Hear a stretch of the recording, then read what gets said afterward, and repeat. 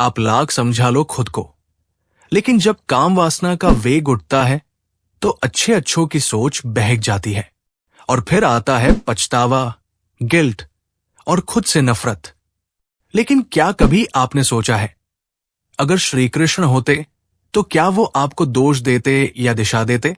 आज इस वीडियो में हम जानेंगे क्या कहा गीता में उस इंसान के लिए जो बार बार वासना से हार जाता है, और कैसे उसी ऊर्जा को साधना और शक्ति में बदला जा सकता है। अगर आपके भीतर भी बार बार काम वासना जागती है और आप चाहकर भी खुद को रोक नहीं पाते, तो सबसे पहले एक बात समझ लीजिए, आप अकेले नहीं हैं। हर इंसान जीवन में कभी न कभी इस संघर्ष से गुजरता है, लेकिन जो फर्क लाता है वो ये नहीं कि वासना आती है या नहीं, फर्क लाता है कि आप उस वक्त क्या करते हैं। भगवद गीता इसी इंसानी मन के युद्ध को समझती है और हमें डायरेक्शन देती है, गिल्ट नहीं।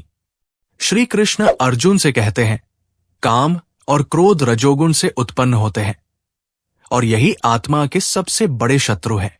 इसका मतलब यह हुआ कि ये इच्छा हमारे अंदर की ऊर्जा का विकृत रूप है, जिसे सही दिशा मिल जाए तो यही ऊर्जा ध्यान, प्रेम और रचनात्मकता बन सकती है। इसलिए पहला उपाय है, इसे दबाना नहीं, इसकी दिशा बदलना। जब भी काम वासना का वेग बढ़े तो भागने की जगह खुद से पूछिए, इस समय मैं क्या खाली महसूस कर रहा हूं? उस क्षण कोई बेहतर विकल्प तैयार रखिए, जैसे योग, जप, कोल्ड शावर या तुरंत उठकर कोई एक्टिव काम। दूसरा उपाय है संगति और स्क्रीन टाइम। गीता कहती है कि मन जैसा संग करता है वैसा ही बनता है। आप दिन भर क्या देख रहे हैं, क्या सुन रहे हैं, वही मन में चलेगा। इसलिए जो भी चीजें आपके भीतर वासना को ट्रिगर करती हैं, उन्हें सीमित करिए। इंस्टाग्राम, वेब सीरीज, अश्लील मटेरियल, सबके लिए टाइमर लगाइए या सीधा डिलीट करिए। साथ ही एक ऐसा स्पिरिचुअल सर्कल बनाइए जहां आप इन बातों को खुलकर डिस्कस कर सकें। अकेले लड़ने से बेहतर है संग में चलना। तीसरा उपाय है शरीर और खान पान पर नियंत्रण। गीता कहती है, युक्ताहार विहारस्य, यानी जो इंसान अपने खाने, सोने, जागने और दिनचर्या में संतुलन रखता है वही संयमी बन सकता है। इसलिए कोशिश करिए कि आप रात को जल्दी सोएं, सुबह ब्रह्म मुहूर्त में उठे, तामसिक भोजन जैसे मांस, मदिरा और अधिक मसाले से बचें। शरीर में जो भी हम डालते हैं वो सीधे मन को प्रभावित करता है। चौथा उपाय है ध्यान और मंत्र जप।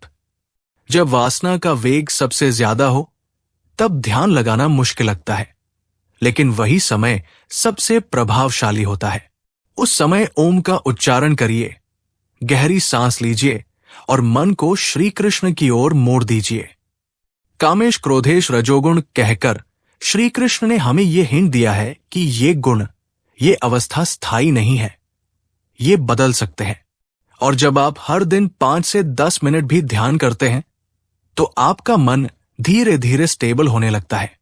पांचवा उपाय है अपने जीवन में कोई बड़ा उद्देश्य जोड़िए। वासना तब आती है जब मन खाली होता है, जब हमें नहीं पता कि हम क्यों जी रहे हैं। लेकिन अगर आपके पास कोई मिशन है, कोई सेवा है, कोई ऐसी साधना है जिससे किसी और का जीवन बेहतर होता है, तो वासना खुद फीकी लगने लगती है। श्री कृष्ण ने अर्जुन से यही कहा था, कर्म करो, फल की चिंता मत करो, यानी अपने हायर पर्पस में खुद को लगाओ, तभी तुम लोअर डिजायर से ऊपर उठ पाओगे। और सबसे जरूरी बात, खुद से नफरत मत करिए। अगर कभी गिर जाएं तो गिल्ट में मत जाइए। गीता कहती है, हर इंसान से गलती हो सकती है, लेकिन जो खुद को सुधारता है वही योगी है। तो अगर आप सच में बदलना चाहते हैं तो हर बार गिर कर उठिए, सीखिए और फिर से प्रयास करिए। श्री कृष्ण आपके हर संघर्ष में साथ है। बस शर्त यह है कि आप रुके नहीं। वासना से मुक्ति कोई एक दिन की प्रक्रिया नहीं है, लेकिन हर दिन अगर आप थोड़ी थोड़ी समझ और अभ्यास से आगे बढ़े तो बदलाव जरूर आता है। श्री कृष्ण ने गीता में एक और गहरी बात कही। इंद्रियाणि पराण्याहुरिंद्रियभ्य परमना मनसस्तु परा बुद्धिया, यानी इंद्रियां सबसे बाहर है, उनके ऊपर मन है, मन के ऊपर बुद्धि है और सबसे ऊपर आत्मा। इसका अर्थ यह है कि अगर आप सिर्फ इंद्रियों से लड़ रहे हैं तो आप हारेंगे, क्योंकि इंद्रियां तो मन के अधीन है। लेकिन अगर आप मन और बुद्धि को प्रशिक्षित करें तो इंद्रियां अपने आप नियंत्रित हो जाएंगी। और मन को ट्रेन करने का सबसे अच्छा तरीका है सतत अभ्यास और वैराग्य। अभ्यास का मतलब सिर्फ ध्यान करना नहीं है।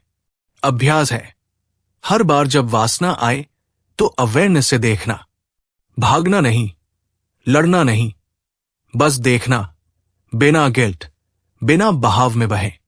और वैराग्य का मतलब यह नहीं कि आप सब कुछ छोड़ दें।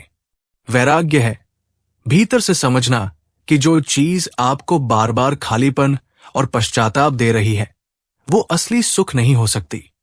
गीता कहती है जो सुख इंद्रियों की शुरुआत में मधुर लगता है लेकिन अंत में विष जैसा होता है वो रजोगुणी है, और जो शुरुआत में तब जैसा लगे लेकिन अंत में अमृत बन जाए वही सात्विक सुख है। अगर आप सच में इस ऊर्जा को बदलना चाहते हैं तो उसे सब्लिमेशन दीजिए। इसका मतलब है उसी काम ऊर्जा को किसी ऊंचे कार्य में लगाना, जैसे शरीर को मजबूत करने के लिए व्यायाम, समाज के लिए सेवा, किसी कला में लगना या फिर किसी जप साधना में डूब जाना। कई महान संतों ने जैसे स्वामी विवेकानंद या अरविंद घोष ने इसी ऊर्जा को तप में बदला और बड़ी क्रांति लाई। श्री कृष्ण का पूरा जीवन इसी का उदाहरण है, जहां वे एक राजा होकर भी संयमी है, एक प्रेमी होकर भी परमार्थी है और एक योद्धा होकर भी भीतर से शांत है। अब जरा व्यावहारिक जीवन में देखें। जब वासना की लहर उठे तो तुरंत 3 काम करें। पहला, पोस्चर बदलिए, सीधे खड़े हो जाइए या टहलना शुरू कर दीजिए। दूसरा, गहरी सांसें लीजिए और ओम नमो भगवते वासुदेवाय मंत्र का 11 बार जप करिए। तीसरा, उस समय एक फिजिकल एक्टिविटी करिए, पुशअप्स, कोल्ड वाटर वॉश या कुछ ऐसा जो शरीर की ऊर्जा को रीडायरेक्ट कर दे। ये छोटे उपाय उस क्षण में बहुत काम आते हैं जब मन कमजोर पड़ता है। इसके साथ साथ हर दिन के लिए एक छोटा रूटीन बनाइए जो आपके मन को मजबूत करे। सुबह उठते ही फोन की जगह गीता के 2 श्लोक पढ़िए और उनका अर्थ सोचिए। दिन में एक बार संकल्प लीजिए, आज मेरा मन मेरा सेवक है, मैं उसका गुलाम नहीं। रात को सोने से पहले पूरे दिन की समीक्षा करिए, कहाँ फिसले, क्यों फिसले और अगली बार क्या करेंगे। ये छोटे छोटे अभ्यास धीरे धीरे आपकी चेतना को ऊंचा उठाते हैं और सबसे आखिर में इस यात्रा में कभी भी खुद को कम मत समझिए। श्री कृष्ण ने गीता में कई बार दोहराया कि हर इंसान ईश्वर का अंश है और उसका हर प्रयास स्वीकार्य है। इसलिए अगर आज आप काम वासना से परेशान हैं तो ये आपकी हार नहीं है, ये आपके भीतर के वीर का जागरण है। जो इंसान अपने भीतर की कमजोरी को स्वीकार कर लेता है वही सच्चा साधक बनता है। इसलिए चलिए आज से एक छोटी शुरुआत करते हैं। गीता को सिर्फ किताब न मानिए, उसे रोज की ब्रीदिंग बनाइए और देखिए कैसे आपकी वही ऊर्जा जो आज आपको खींच रही है कल आपको ऊपर उठाएगी। वासना से लड़ना पाप नहीं है, बल्कि खुद से सच्चा होने की शुरुआत है। और गीता यही सिखाती है कि हर गिरा हुआ इंसान उठकर अर्जुन बन सकता है। अगर इस वीडियो की बातें आपको भीतर तक छू गई हों तो इसे सिर्फ देखें नहीं, इसे जिए और किसी ऐसे भाई या बहन तक जरूर पहुंचाएं जो आज खुद से हार रहा है।